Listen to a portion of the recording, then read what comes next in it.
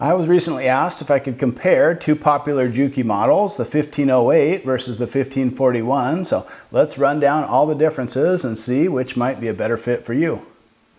And the full model numbers of the machines we're working with today are the DNU-1541S and the LU-1508N. And they both share this really smooth action on the knee lift, plus that incredible 16mm foot lift. So that's the one feature that both of these machines share that makes it hard for me to consider any other make or model. So the 1541S, S stands for safety clutch, and this is a side-loading bobbin machine. It has a large M-style bobbin, some really nice features, triple feed walking foot of course. The cutout in your table is going to be about 18 3/4 by about 7 inches, but the workspace on this is just about 10 inches. And on the other one, the 1508, it's got actually a longer machine head, but the workspace is just the same. So with the LU-1508, the overall machine size is about 20 3/8, but again, workspace just 10 inches. So it will have a different table opening, but as far as the way that you'll use the machine and how roomy it feels, just the same. The LU-1508 is easily distinguished because it's a top-loading or drop-in bobbin, and the nice thing there is that's a very large U-style bobbin, so we'll compare that with the M-style bobbin that you get on the 1541, but I love the U-style bobbin, great for upholstery projects or really long runs where you don't want to worry about running out of bobbin threads. That was one thing I really liked about my Juki LU-563, which I still have to this day. So here's the M-style bobbin and the U-style bobbin side by side. Now they don't look terribly different, but actually the U-style bobbin is slightly wider and it's quite a bit larger as well, so that adds up. And actually comparing the U-style bobbin to a typical G-style industrial bobbin, it holds twice the thread capacity. Another difference on the 1508 is it actually has a double thread tension assembly. Now Juki touts this pretty heavily, but I'm not sold on it. Actually, I usually use 92 weight thread, and for that I typically just use one tension disc, so really no difference, no advantage for me. The 1508 also gives you this thread release lever, does the same thing as lifting the feet by hand or using the knee lift. I never use it, it's not a factor for me. And there's a very similar tension assembly on the 1541, it's just a more traditional single tension unit. Both machines have a safety clutch. Here's the safety clutch lock button on the 1508. And it's a very similar setup on the 1541. At least if yours is the 1541S, you know it's going to come with a safety clutch. Both have the same built-in bobbin winder with thread cutter. And unlike some I've seen in the past, like some old Pfaff bobbin winders that I really didn't like, these actually work. They look identical and they do a nice job winding an even bobbin. This is a thread cutter for releasing the bobbin. In all honesty, I never use it, I just forget it's there. They've both got that magnetic side cover, which might seem silly, but it's a really nice feature. You don't have to remove a screw to get in there and clean things or do a little light oiling. That's the version on the 1508, and same exact setup on the 1541. The 1541 uses a very common needle system, a 135/17. If that's a leather point needle, it'll be called a 135/16. And the 1508 uses that same 135/17 needle system unless it's an NH variant. That H tells you it's a heavy duty model and you'll need to use a longer 190 needle system. The standard 1508N model can sew through about 3/8 or maybe 7/16 of an inch of compressed material, including leather, whereas the NH heavy-duty model can sew through about a 1/2 inch of material. And the sewing capacity on the 1541S is very similar. This machine will have no trouble handling about 3/8 of an inch of compressed material.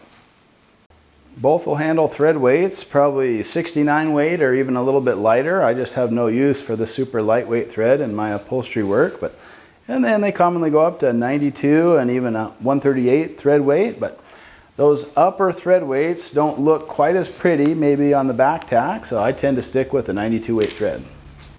Both machines feature a semi-automatic lubrication system where there's oil reservoirs and then just a few extra points that you need to hit manually, but The way they go about it is slightly different. On the 1508, there's an oil reservoir at the top, just here.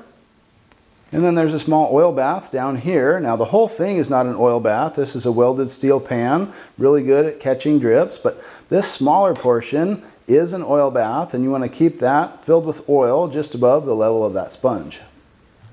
And then on the 1541, there's a similar oil reservoir up top, just here. Then underneath, there's an oil reservoir here that you fill through this port. And again, the whole thing is not an oil bath. It's just a drip pan, but since it does have semi-automatic lubrication, there's just fewer points to hit manually. So if you ask me, hey, you've sewn on both these machines, which one would you choose? And for me, it's going to be the 1508. But honestly, that probably has more to do with how you have the machine set up than anything else. Let me show you what I mean. This one is decked out to the nines with a couple of console cool lights. This is a long reach version, and this is a small magnetic version, so that really helps to light up my work. There's a nice drop down edge guide. It's got a roller edge to follow your work and flips up out of your way when you're not using it, so that's a nice add-on for either of these machines. I've got a spool of piping for making upholstery cushions, and there's a holder in there, and that's just made from iron pipe, and pretty easy to fabricate something like that from the big box store. The pan underneath the machine has a little more depth on the 1508, but I appreciate the welded construction on that. It's great for keeping oil drips off of your finished floor. But probably the one main upgrade for me that sealed the deal is this Kinodine HM750SL servo. It's a full 1 horsepower unit, and it's actually got as much torque as a standard servo plus speed reducer, and it's nice that you don't have that speed reducer to install, so it's a good one to go with. And like any digital servo, the Kinodine can be used with a needle position sensor to stop your machine in the needle up or needle down position. And if you're interested in this Kinodine servo, Neil's Saddlery and Harness is the place to go. I usually set mine to about 700 RPM, and with the foot pedal control, you can sew just as slow as you want. And of course, with that needle position sensor, it'll stop you in the down position every time, and then heel tap to raise it up automatically. That's nice. The crazy thing, the bottom end of the speed range on this is actually 50 RPM, and that's a lot lower than most motors. I've got a separate video on just that Kinodine servo if you'd like to learn more. And when the RPM is set to 50, this is with the pedal floored. That's as fast as your machine could go, so I call it a training wheel or a beginner mode, and that's really nice if that's all the faster you'd like to go. But like I say, I typically just set it to 700, and that's a good mix of slow speed control, or you can hum along a little bit if you like. Now I'm at 700, moving along slowly, or we can go a little faster. And both of these machines back tack really nicely, plunking back into the same holes, perfect for leather work. And that always looks good when you can finish with a clean back tack. Here you can see the 1541 has a lower profile oil drip pan, which will be very familiar if you've ever used a Conso 206RB model. And most packages will come with an analog servo like this. Now this is a variable speed servo motor, but because it's not digital, you won't have the option to use a needle position sensor. Generally, these are pretty good motors, and they can sew fairly slowly. They're great for home deck projects and upholstery, but if you do a lot of leather work, you may want to swap it out for a digital servo, or just simply add a speed reducer. Now, neither of these machines will sew quite that slowly in their stock configuration, and that's just because of the analog style servo. And realize this 1541S would sew just as slowly as the 1508 if it had that same motor. Plenty slow enough for making cushions or pillows, home deck projects, so that might just be good enough for you. Worst case, maybe you put a small motor pulley on it that'll run you $6 or $10 on eBay, and you're good to go. Now, what neither of these machines come with is a cover that matches your style and creativity. For that, you'll have to make one yourself. So I guess check out my video on making this wax canvas cover if that's something you're interested in. The nice part here is it'll fit most any industrial sewing machine. Okay, let's wrap things up and talk about the one best feature that both of these machines have. I would have to say it's that smooth knee lift. It's really got a great action, and you'll appreciate the extra space of that 16mm lift. And the best feature that only the 1508 has, I would have to say, is that top-loading U-style bobbin. And what's the best upgrade for either of these machines? For my money, it would have to be the Kinodine servo, especially because it comes with the needle position sensor.